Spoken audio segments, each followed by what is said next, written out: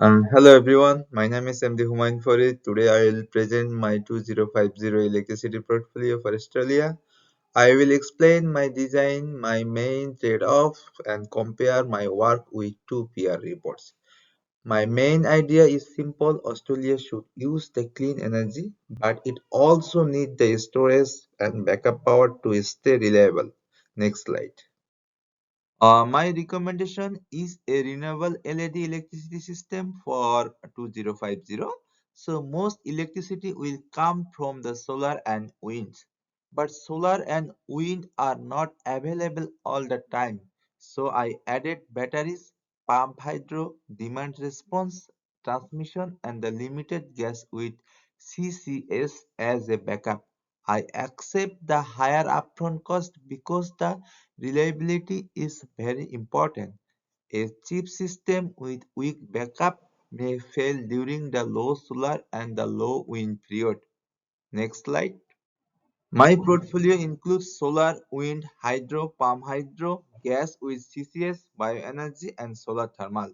Solar and wind are the main sources because Australia has strong renewable resources. One important point is that I do not count storage as a generation. Storage does not make the new electricity and it only stores the electricity and give it later. So I show the storage as a system support, not as a generation source. Next slide, please. My target is 2050. My demand assumption is 490 terawatt hour per year. This is because the electricity use will increase from the electric vehicle, heating, and industry. And I also consider the peak demand, not only the annual energy.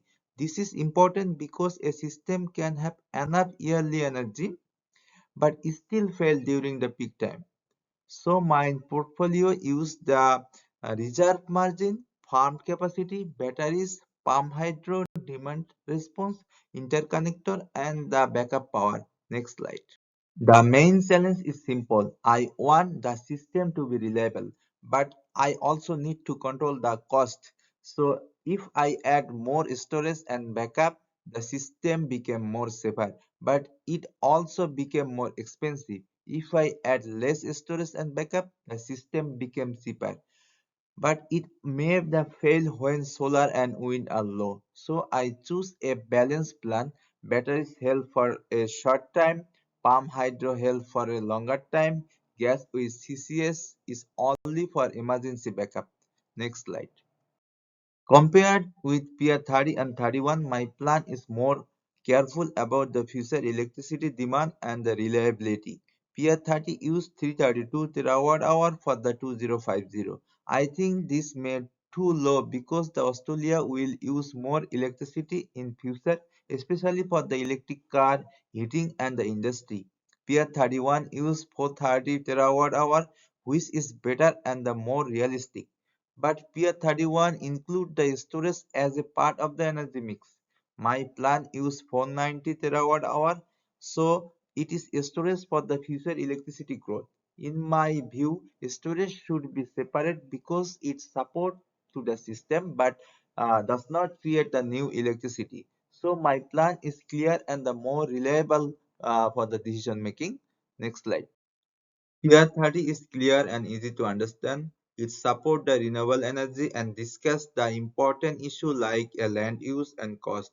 But I disagree with the low demand assumption. 332 terawatt hour may not be enough if Australia has the more electric car, electric heating and the industrial electrification. Also, the storage estimate is not strongly tested against the peak demand or the multi-day low renewable event. So Tier 30 is good for the basic plan. My plan is stronger for reliability. Tier 31 is the good report. It used the 430 terawatt hours demand, which is closer to my assumption. It has the large solar and the wind share. It also recognized the storage transmission and backup need. So I think that Pier 31 is stronger than Pier 30, but I still disagree with one point. Pier 31 shows the storage as 7% of the portfolio. In my view, storage should not be counted like solar or wind. Solar and wind produce the electricity. Storage only move the electricity from one time to another. So my model separate the generation from the reliability support. My design also give the more detail on the storage size. My judgment is that Pier 31 is the strong design, but my portfolio is clear for the decision maker because it avoids the double counting storage. The next slide, please.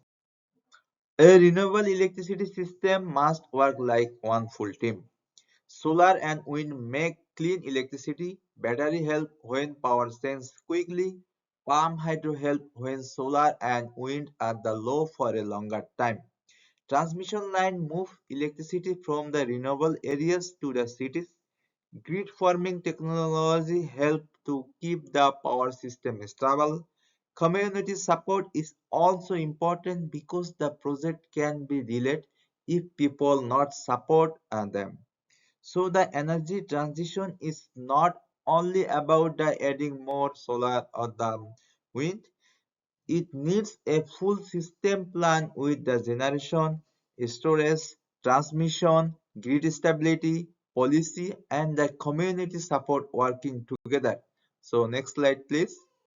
At first, I thought the main task was choosing the right percentage mix. Now I understand that the real challenge is the reliability.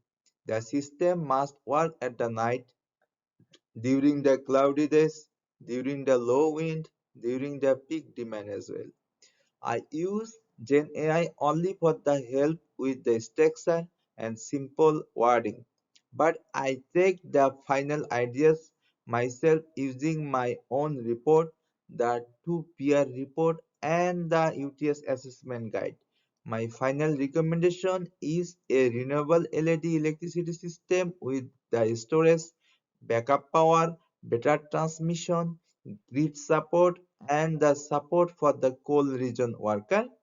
This plan is may cost more at the beginning, but I believe it is more safer, more reliable, more suitable, and more sustainable for the Australia's future. Next slide, please. These final slides show the documents I use.